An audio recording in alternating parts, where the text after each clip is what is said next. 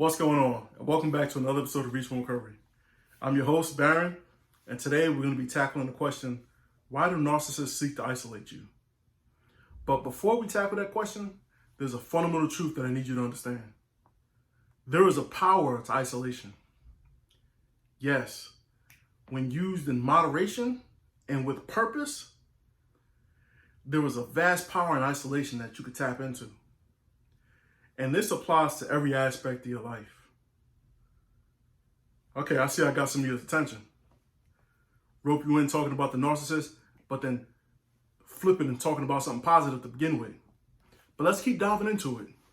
Let me give you a couple examples. Let's take the physical example. For all my strength trainers out there, when you go, there are countless exercises designed to target a specific muscle group. You isolate that muscle group. So let's take curling for an example. The purpose is to build your bicep. So that's your purpose. The moderation is the amount of time that you do the exercise, the numbers of reps and sets that you do.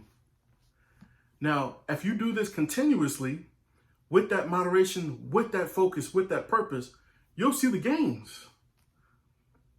Okay, it makes sense on a physical note. Let's take mental.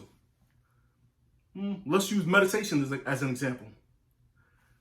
Now, with meditation, you got a designated time frame that you're sitting in physical isolation, in physical solitude, with the sole purpose of peace, tranquility, and getting a deeper understanding of oneself. So you see how you can mentally improve with the use of meditation and isolation. Okay. It's making sense. Let's look on the spiritual side. So when you're praying, excluding corporate prayer, you usually go to a place of solitude for a designated period of time with the purpose of enhancing your relationship with the Father above. Look at fasting. When you fast, you isolate certain food groups with the purpose of resisting your flesh and enhancing your spiritual being. Man, it's making a whole lot of sense, and you starting to understand the power that resides in that isolation. But let's take it another step further. Jump in this bad boy. There are so many examples of the power of isolation in the Bible, I couldn't even pick one. There are so many characters where God uses isolation to purge whatever's ungodly in that character, to bring them to a better sense of their self and their purpose, and to get their undivided, and so God can get their undivided attention. If you go through this thing, Jesus himself, 9 times in the Bible, seeks solitude and seeks favor, leadership, seeks answers from the Father through his solitude. It's right in here. It's right in the good book. You experience it every day of your life. That power in isolation is crystal clear to you now. And I need you to understand that before we go into the dark side of this thing. Now, let's talk about the dark side of this thing. That narcissist. Now, that narc is not a fool. Well, in most cases they are. But when it comes to the art of manipulation, they're masterful at it. So this is what happens. The narc knows about the power of isolation. When they met you, they saw the power that resided in you, the light, the life force, the self-love that dwells from that well on the inside of you. So the narcissist is well aware of that power. But what they're also aware of is that they don't have it themselves. They sacrificed it a long time ago and put in its place the false self. And that false self needs validation, and it needs to siphon that life force from you, kind of in a parasitic nature. So the narc knows that, and they devise a plan. Their plan is devious. Through manipulation and deceitful tactics, they take your power and the power of isolation and they distort it in their favor. So where you would use isolation and moderation and with a positive purpose, they switch it. So instead of having a positive purpose, they want to have a grossly negative purpose. And it's negative in the fact that they want you to now serve them. And instead of moderation, they want you to do it for a lifetime or as long as they can possibly get. And they know that in order to get as long as they possibly can get, in order to get to that point where they can feed on you for the maximum amount of time, they have to use the power of isolation in reverse. Now you're asking yourself, why would anybody sign up for this? Why would anybody put up with this? And for most of y'all watching, you already know the answer. The isolation, the using and abusing, it doesn't happen overnight. It's a slow, methodical process into their madness. They get you invested first, and through their manipulative tactics, future faking and deceit, they pull you in, pull you away from the family, friends closest to you that could talk some sense into you. They pull you into their world of distorted thinking, lies, and gaslighting. And the more and more they pull you, the more and more they isolate you, the more distorted your thinking becomes, and the more you condition yourself to accept that behavior. And then before you know it, you're fully indoctrinated into their abuse cycle. That's what the isolation is for. Not only to get you fully indoctrinated, but once you're in it, to keep you in it for as long as possible. Let's use an example tonight. Let that example be fishing. But in this example, you are going to be the fish, and that narcissist is going to be a malevolent fisherman. Now, I'm going to use fisherman as an example, but man, woman, interchangeable, because we know that creature comes in both flavors. So in this scenario, you're the fish. You start off, you're flourishing, you're thriving, you're in the deep waters, surrounded by all your family and friends, with nothing but opportunity ahead of you.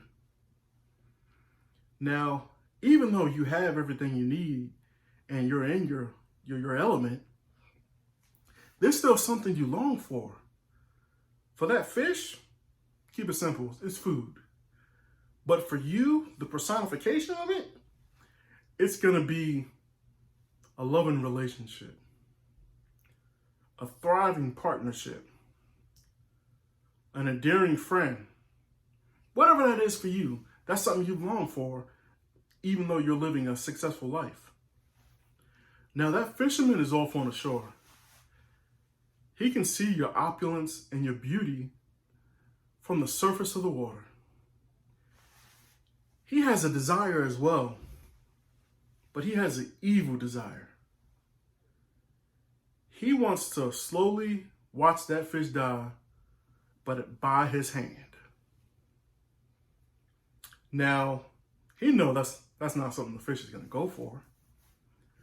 But he also has an idea of what type of fish that is and what it might possibly like.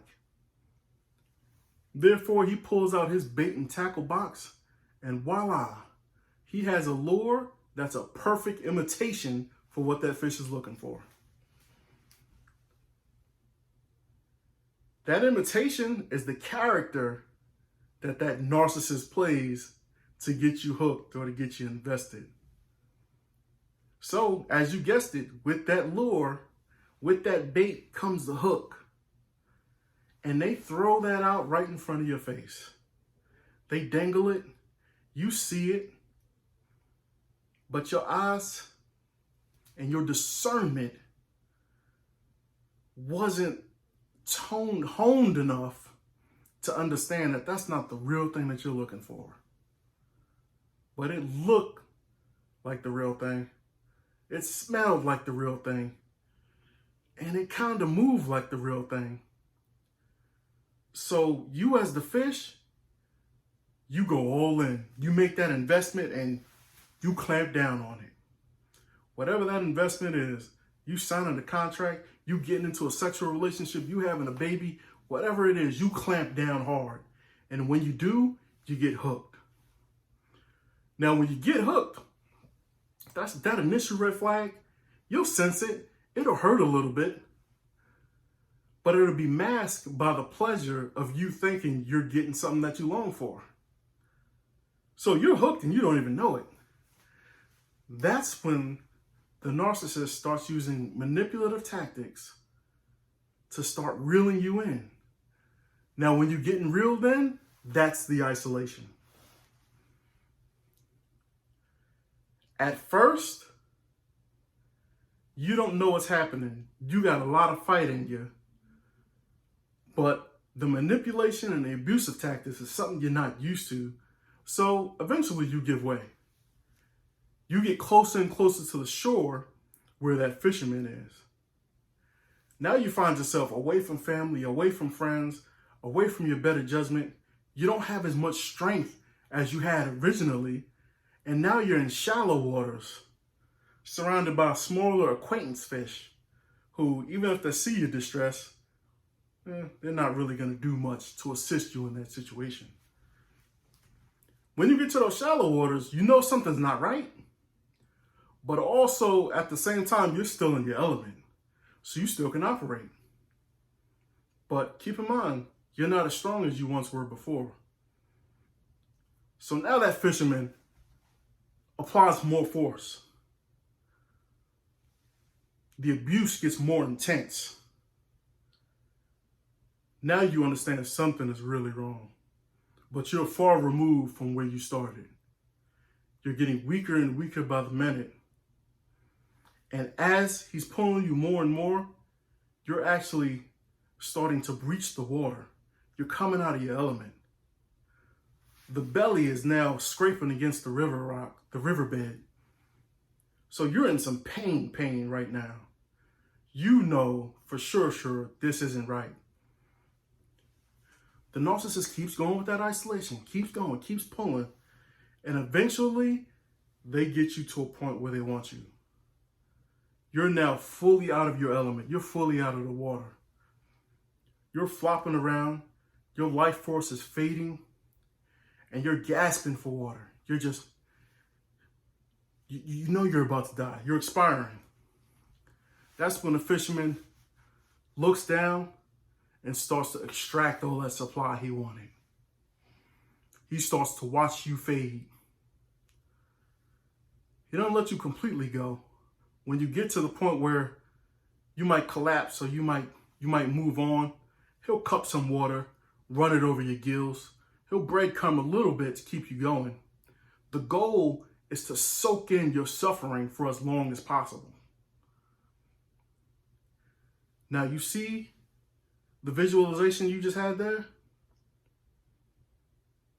of that fisherman fulfilling his evil purpose.